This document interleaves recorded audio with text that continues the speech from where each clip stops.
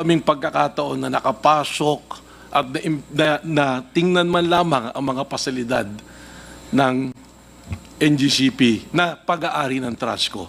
Ngayon lamang po ako nakakita na kami yung may-ari ng bahay at gusto mong tingnan kung anong ginagawa sa bahay mo, hindi kayo pwedeng pumasok. I just like to remind everyone, pinag-uusapan natin dito, presyo, 3% ba, 10% ba, ganito yung binayaran. But more than that, this is something that should be a concern of everyone, and that is the national security and the national interest of our country. Alam niyo, nag-uusap-usap tayo, West Philippine Sea, may nakita tayong mga barko ng China na malalaki. Ito po, hindi na ito kailangan pumasok pa sapagkat nandito sila sa sistema mismo natin ng ating power grid. Nanonood po ako ng hearing ninyo, pinanood ko yung replay. Sinaga ko talagang panoorin. And I was struck by the question of the good Congressman Ace Barbers, which was followed by Congresswoman Luistro about the system, the SCADA system, which was replaced by NGCP when they assume. Yung pong existing na mga ano dyan, na mga equipment is General Electric noon, tsaka ABB. Ngayon, pinalitan nila ng NARI. Hindi po kailangang itanong kung may pumasok na armado, terorista. Simple lang po ang tanong ko kay Engineer Clark. Ano ba yung NARI? Proprietary ba yan? Alam nyo ba yung source code? I will make an example para maintindihan po ng publiko. Cellphone. Lahat tayo may cellphone, di po ba? Hardware. This is Apple, iPhone. Anong software? iOS, di ba? Pag nakalimutan mo po, Mr. Chairman, yung password ng iyong cellphone, hindi ba pwede kang mag-message, forgot password, ipapaalala sa'yo? Ibig bang sabihin, yung SCADA ba na ginather, yung mga data ng ating power grid, hindi ba nakikita ng China? 3 control, walang single red button. There was already an incident na nagkaproblema ang power grid natin. It was resolved remotely. Twice already na nangyari. So ano ibig sabihin nito? Remotely pwedeng gawin. Hindi po totoo. Magaling si Engineer Clark, alam ko, na-research ko yung background niya yung sa mga yung mga performance doon. Pero ang tanong, do you know the source code? Proprietary yan eh. When we made the research, when we made the presentation doon sa Senado, lumabas that NARI is a state-owned company na used by a military. So nag-report kami niyan, December 2019. We were able to capture yung website nila. Yun yung pinipresent ni Congresswoman Luistro. Sabi ko, ito yung dokumentong binigay namin noon sa Senado eh. Nakita namin. Kiniklaim talaga nila na first overseas nila na paggamit ng equipment at ng SCADA ang Pilipinas. Nung ni-raise namin yung issue sa Senado, February, tingnan nyo ngayon sa website ng NARI kung nandun pa, wala na. But I have the screenshot already. So more than that. Now, yung question naman noon ni Congresswoman nung nanonood ako, Kimbo, the Honorable Congresswoman Kimbo, sinasabi natin 3%. Huwag natin pag-initan to. I yield to those position of the honorable members. But hindi po 3% lang pinag-uusapan natin dito. The presentation of IMAP was very clear. Nakita nyo yung diferensya because of the delay. But even before that, there was the study done by Butuan, the power plan of Butuan. I'm sure the good chairwoman knows about this. Nang diferensya because of the delay of the project of Visayas-Mindanao Connection, there is a price difference of 2 pesos compared to Luzon and Visayas. Ano pong basis nito? IPIRA law. Because under the IPIRA law, the WESM, bibilin nila yung excess ng generation. Wag po natin sisihin yung generation. Yung excess po ng generation, binibili ng WESM during peak, doon binibenta eh. Yung off-peak binibili nila eh. Yun po yung totoo niyan. Bakit wala sa Mindanao Dahil ang requirement is there should be an interconnection before magkaroon ng WESM sa Mindanao. Kaya yung presentation ng IMAP na bumaba because there's already interconnected. Bakit? Because under the IPIRA law, ang sabi ng IPIRA law, bibilhin nga. Ano ang nangyari sa Mindanao? Fully contracted. Yung mga excess kailangan bilhin ng electric cooperatives. So, sino nagbabayad? Tayo po, ng mga consumers. So, may I make an appeal, Mr. Chair? Huwag na sabihin, 3% lang yan. Segment lang ang NGCP. I must remind everyone, the only natural monopoly in the entire energy sector and the entire business sa Pilipinas is transmission. Napakarami po yan. Alam niyo po, naririnig ko sa news yung tinitira po kayo sa Kongreso, 777. Alam niyo, mas maganda pong sagot na 77 na pag-uusapan. Yung 7 na violation sa concession agreement ng NGCP, yung 7 po na violation ng national security ng NGCP, at yung 7 po na abuse nila as to the financial status ng government natin. Paano natamaan? Bakit nalugi tayo? Ang ganda po ng opening statement ni Mr. Almeda. Binili namin to ng per square. Pero pag binilikan po natin, it violates the IPIRA law. Because under the IPIRA law, dapat maximum value makuha mo eh. That is in the implementing rules ng IPIRA law natin eh. Hindi natin nakuha yung maximum value. Katunayan, we are losing. During the time of Transco, sinisisi natin Transco, delay, ganito, ganyan, kaya natin binigay. Doon pa rin yung delay eh. Mr. Chair, point of clarification. My clarification is, Transco rin na nagpabid nito eh. Kayo rin, di ba? Hindi po. No, yes or no? Pisam po. Pisam, because according to the IPIRA law, a cornerstone of IPIRA law was the privatization of the Transco, transferring management of the national grid to private operators who could bring efficiency, innovation, and capital investment. So, joint kayo ng Transco and Pisam who bidded this in 2007 as ito po, clear. Tama po, Mr. Chair. Unfortunately, Attorney Matibag was not part of Transco at that time. But, Because if I was there at that time, I will not allow it. Yes, but let us be clear, Attorney Matibag. So, before you answer May I the reclaim question- my time, Mr. Chairman? Are you done with your... Well, Are you done? alam nyo, hindi ho tayo matatapos kung gusto nyo. Oo. Meron pa po sana kung gustong idagdag. Mr. Chairman, I Mr. said Chairman. there is 777. Mr. na Chair. violation nila. Okay, Mr. thank you Chair. very much, Honorable Attorney So Matibag. I just wrap up, Mr. Yes, I will give you 2 Mr. minutes to Chair. wrap up. Ito kasi yung Hindi lang problema, po. tinawag niyo po ako rito, nananahimik na ako eh. Okay. Kaya nabuksan yung ganito eh. Ako po hindi nagre-represent ng taong Okay. bayan na po yung pinag-uusapan dito. In fact, I was a victim of mga white paper and everything during that time. Pero ngayon, wala namang maakusa sa akin ako ipagkakakitaan ko to kung ano man. So, I can speak freely. I'm speaking as a public now. I'm speaking for the Filipino people when we are singing the national anthem. Na hindi tayo papayag, di ba? Huwag tayo magpapapi. Hindi na tayo kailangan sakupin. They are there in their system. Because, ibinenta natin. Let me cite this. Tama po yung sinasabi nyo. I was very happy last week to find out, to read the news from Reuters. Alam niyo po ba ang ginawa ng United Kingdom? Na dati ang nagpapatakbo rin ay China yung... Mr. Chair, I think malayo na yung ano niya, Mr. Chair eh. Hindi po malayo So, yun. because the question is direct kanina eh. Dali lang. Dr. Say, I asked him to wrap up. Please wrap up so we can go back to the Honorable Dan Fernandez. Privately owned ang transmission ng UK noon. I was redeemed because noong 2017 we're already pushing na dapat government at least the systems operation. Kasi this is include national security. Hindi po ito malayo.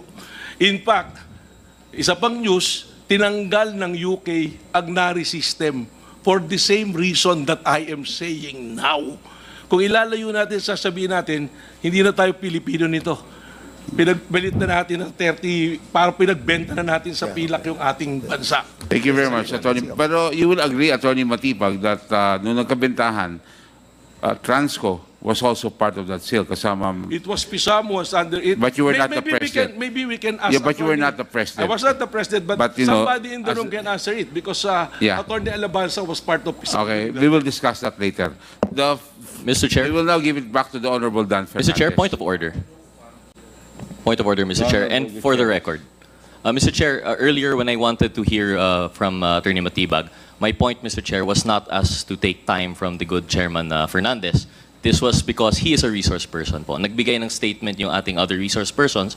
I just wanted that for the consideration of the committee that he be given the time. So I hope, Mr. Chair, this would not be taken against yung oras ni Mr. No, ni don't Chairman worry. Fernandez. Your question was short enough. Thank you very much, This Mr. doesn't Chair. include the answer, remember, okay? Thank you, Mr. So, Chair. but you know, it was the time of Dan Fernandez, so that's why I had to ask the Honorable Dan if he was willing to also ask the same question you were raising para hindi ho tayo magulo kasi kailangan ho time ho ni Dan Fernandez. The Honorable Dan Fernandez, you still have the floor. Thank you so much, Mr. Chairman. At don't worry, Mr. Matibag, welcome to the club. Yung mga na-experience mo, hindi lang ikaw nakaka-experience, pati ako. And going back to what you were saying a while ago, darating tayo dyan. Siguro sa part 2 ng pagtatanong ko at part 3 ng pagtatanong ko, kahit abutin tayo ng madaling araw dito. But going back to what I've been discussing a while ago, Mr. Chairman, kasi meron pong administrative matter na hindi pa po tayo natatakel. So I just wanted to go back there para at least po ay malaman ko yung mga nirequest ko noong nakaraan. Because sa list po ng ating pong mga invited guests and list ng nandito po, parang hindi ko nakikita yung mga taong inimbitahan natin. Like for example, yung chairman ng NGCP, Su Guangchao. We invited him. Yung director, si Yao Sheng. Yung director ng Wang Lijin, si Lin Xinhua. Asan po sila? There's a letter. Yes, what's the from letter all about? Do you have a copy of the letter signed by Mr. Almeida for all of these directors? So ano po reason, Mr. Almeida, kung bakit hindi sila dumating sa araw na ito?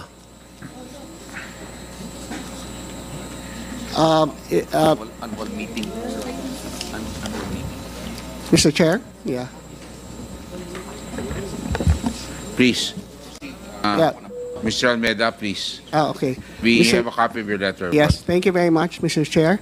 It's Chinese New Year, so they're there in Beijing right now. Okay. Kailan po ang Chinese New Year, On Mr. the Almeida? 29th, and then they have a special meeting yata every year on January of all, yeah. So hanggang kailan po ang Chinese New Year? 29 yata, Mr. Chair, yeah. I'm So- not so sure of the date So, because Mr. I Chairman, don't keep track on the date. So Yeah. in the next hearing po natin, I'm sure na makakarating na po sila, no? Na sana po ay dumating na po sa susunod na hearing. Yes. And even all the resource persons that we have invited as well, like si Mr. Hennessy, saan po siya nagpunta? Sa embassy? Yes, Mr. Chair, yeah. Embassy and... Embassy lang po. okay. Hanggang ano oras po yan? Well, within the day, yeah. Okay. Yes, Mr. I hope that next time he can attend as well. Yes, Mr. Mr. Chairman. Robert Thank you very Cuyuto po. Mr. Almeida. Mr. Chairman, if I may, Robert I'll Cuyuto has a letter. To save time, they have a letter. Go ahead. He has a medical certificate. So Robert Cuyuto has a medical certificate. And who else have submitted their Robert Cuyuto has the Honor Attorney Ferrer also has a letter. So all of them have letters. And of course, Mr. Pardo has a medical certificate also. So to save time, maybe we can go into the Mr. Chairman. discussion. The Honorable Dan Fernandez. Mr. Chairman, okay po sa akin that they have not attended this hearing today, but I hope that in the next hearing that We we will will be do that. Yeah. And before I proceed, Mr. Chairman, Yes. mukhang nagtataas po ng kamay Yes, si... Mr. Chairman. Ang point ko lang dito, Chinese New Year is January 29. So if they find this hearing very important, ano ba naman to fly back here, attend the hearing, then fly back again to China? Are they trying to avoid the hearing? January 29, Chinese New Year. Tama po ba? Mr. Paul. Yeah, Mr. Chairman. Paul, you may reply. We confirm that the Chinese New Year is next week. But on top of the Chinese New Year, Mr. Chairman, the Chinese, our Chinese partners, their corporation has an annual meeting yesterday, which they need to attend.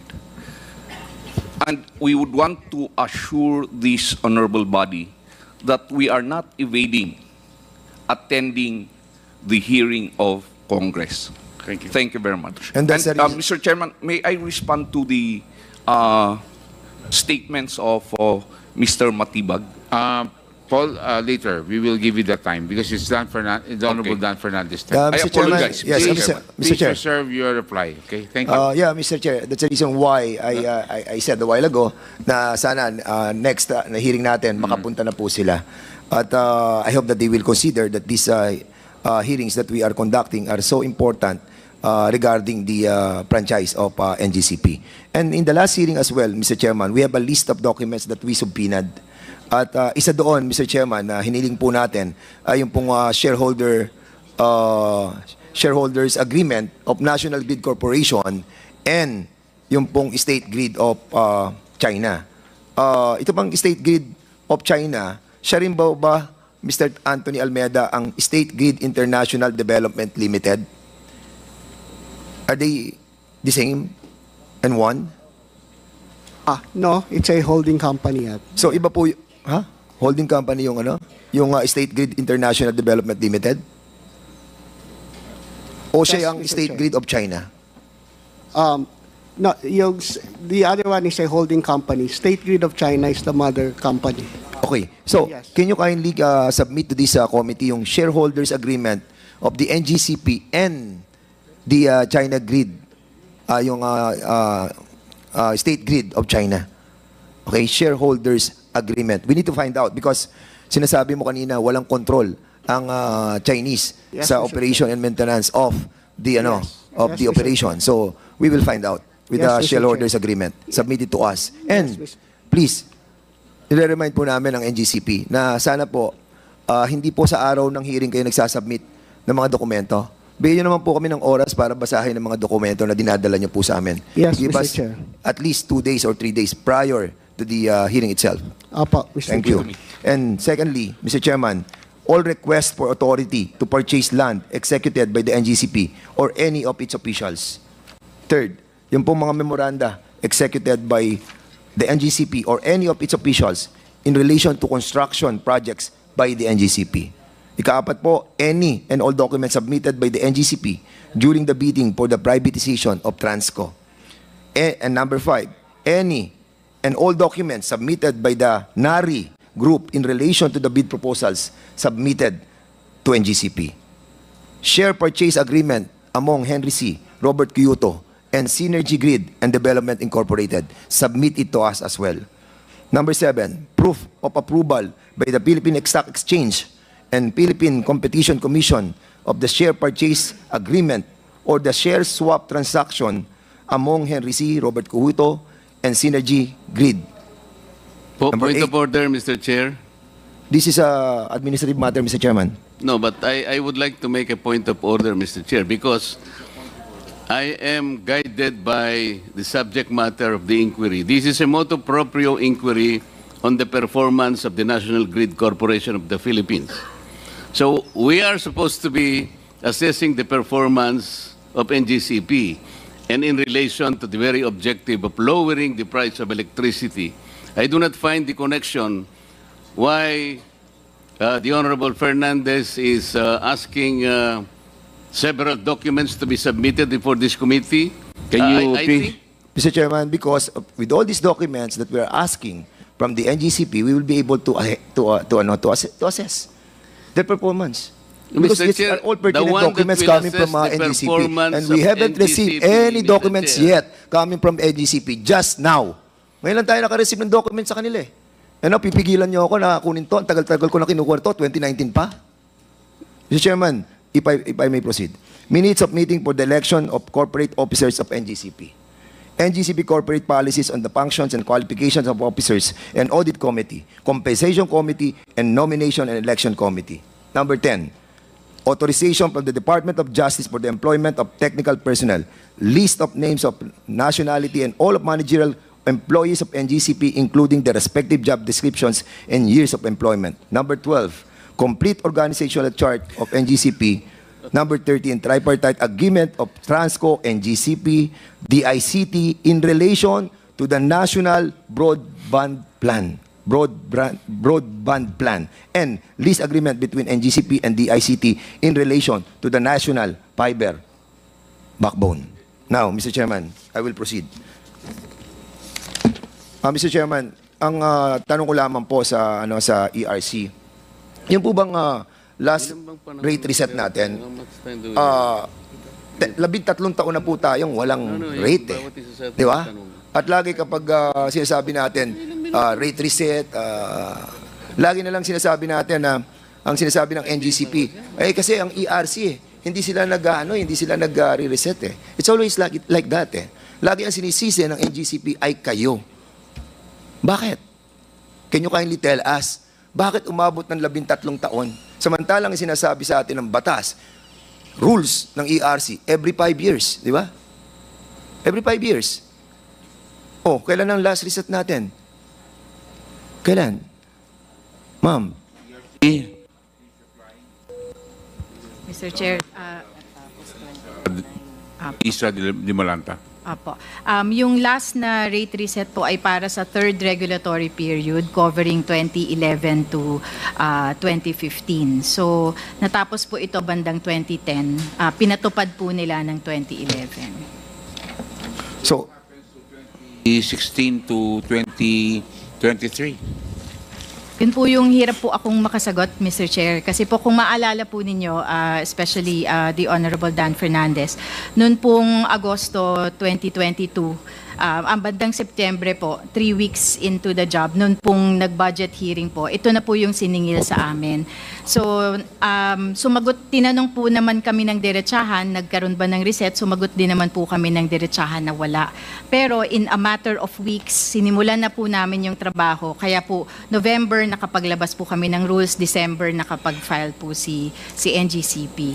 So, pero yung between po nun, yun po yung hirap po akong makasagot, Mr. Chair, kasi po wala po akong personal knowledge. Yes, so tama po yung sinasabi ni NGCP na kasalanan nga ng ERC din to. Hindi po nakapag-reset po talaga yung ERC. Yun lang. Yun ang problema. Ano ang impact ng hindi kayo nakapag-reset? Wala pong naging review nung rates ni NGCP at wala din po silang opportunity na makapag-file para sa bagong rate. So ang nangyari po, tinuloy-tuloy lang yung dating rates na naaprubahan ng ERC. Honorable Dan Fernandez. At wala pong na-assess, wala pong na-depreciate ng mga value ng kanilang mga assets. Mr. Chairman, 13 taon.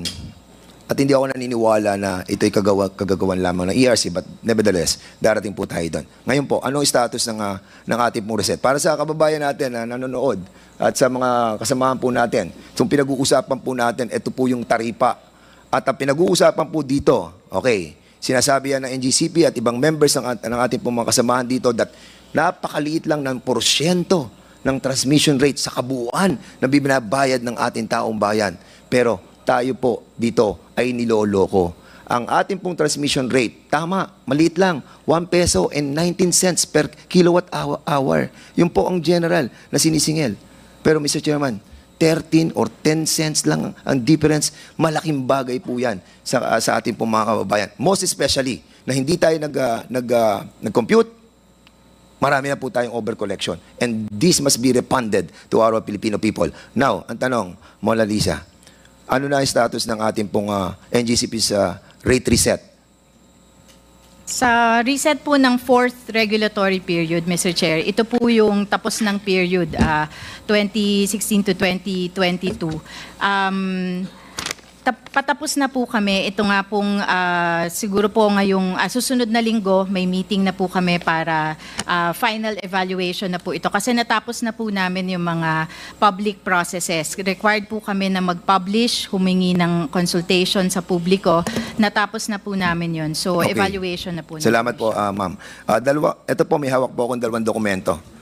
Isang draft partial initial determination. Ito, covered period of 2016 to 2020. At isang draft final determination 2016 to 2020. This was published noong September 2023 at ito naman noong August 2024. Will you confirm that you have the already signed? Lahat kayo nag-sign dito. Ikaw, Mona Lisa, si Catherine, si Commissioner Maceda, si Lumbatan, si Digal at si Puentes. At sinasabi nyo dito sa draft partial initial determination from 2016 to 2020 was published on September 2023. Am I correct?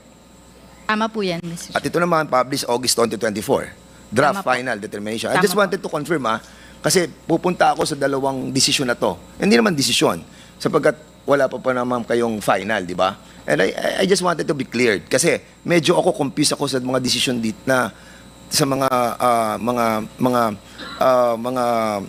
value ng ating assets that was agreed upon by ARC. And the power of this committee is the oversight power to check na yung pong sinasabi ng EPIRA that the rate base, no, Mr. Chairman, kailangan po nakabase doon po sa tinatawag po nating methodology na ginamit po nila. Now, ang tanong ko po, dito ba sa dokumento na ito, na covered by this document, are you saying na 2016 lang to 2020 itong partial initial determination? Tama po. Tama. At ito naman, 21 to 22? Hindi po, buo na po. Buo na. 2016 to 2022. So, imbis na 5 taon tayo ngayon, 7 taon na yung Tama ating pong fourth regulatory period. Tama po. Am I correct? Okay. So, sinabi ninyo doon sa draft final determination which covers the 2016 to 2022, sabi mo, na-post to noong August 24 at na-post din to nung September. Dito sa discussion to, napasama yung commission and completed projects should be allowed to be recovered by NGCP. At dito sa decision nyo at dito sa draft ninyo, nakalagay din yung spent. Am I correct? Tama po ba yung sabihin na nakalagay pareho dito yung commission and useful ng mga projects? Mr. Chairman, point of order. We cannot be discussing non-final decisions and merely temporary drafts. Otherwise will be intruding into the authority of the ARC in finally determining what should be done to this particular period for reset. Mr. Chairman, How can we be discussing drafts? Mr. Chairman. This, I would just like to ask. Mr. Chairman. Ms. De Balanta, are you agreeing to discuss here something that you have not finally decided on?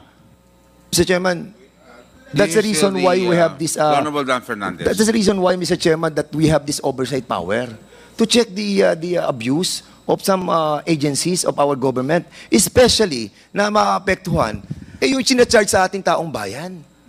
Pera ng taong bayan ito sinacharge natin Yung ang sinasabi natin dito ng mga proyekto na hindi pa tapos, itinacharge natin sa ating mga consumers. And yun ang pinaglalaban po natin dito. Bakit po natin hindi na-allow? Honorable Dan Fernandez still has the floor. Let us give him Yeah, his but time. I have the point of order. We In take any note of that, judicial Honorable. decision, you cannot question yet if that's not yet final. But These are draft. The commissioners, the chairman will change this draft and they have that authority under the law. Okay. So how can we be discussing drafts of possible decisions? Okay. I would like to ask, Madam, because we have a point of order. Mr. Chairman, I still And a have the point of floor. order- Mr. Chairman, I still have the floor. And the point of And you order have to is decide on the point of precedes order, all Mr. kinds Chairman. of statements. Decide on the point of order. Yeah, the point of order is precedes all. The point in Mr. the Chairman, have we highlighted, violated the point any of order rules is number one. with the, Yes, with may the we manifestation know of what is Congressman Rufus what is Rodriguez? what rule has been violated, Honorable Rodriguez? Because point of here we order. have to understand that he's asking a question based on some research that he has made. That's correct. So let us give him that time No, because you have because to a understand point that of order interrupts anybody. I will agree, but you will have to cite also what What rule have rules? what rule have we violated.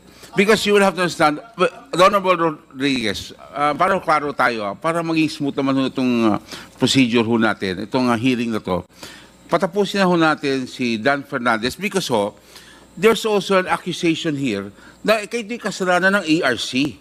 So dapat, I think he's also going to go there. So I would like to hear, because in his statement, meron siyang statement kanina na meron kayong kasalanan. So I want him now to continue, and I will allow him to continue, the Honorable With due Rodriguez. respect to our chair, Okay. our rules provide for precedence of motions. And in the proceedings of motions, the rules of Congress, it says that the point of order has precedence over all other discussions. And that is why I'm saying that I have a point of order that in this proceeding, we cannot be discussing drafts Mr. Chairman, which what are rule was not yet violated? final. Mr. Chairman, what rule was violated? Tama I po think- yun. Rule on the precedence Tama po of yun. Mr. Chair, 2-minute Pero break, ano Mr. po Chair. yan ang, Break. Anong, Can we have a break, anong Mr. rules Chair? ang Okay, na-violate session, natin, Mr. Chairman? Session suspended. Wala naman tayo Alam po ninyo, binabiolate sa rules eh. pag nag-cite ho tayo ng rule, point of order, you will have to be clear what's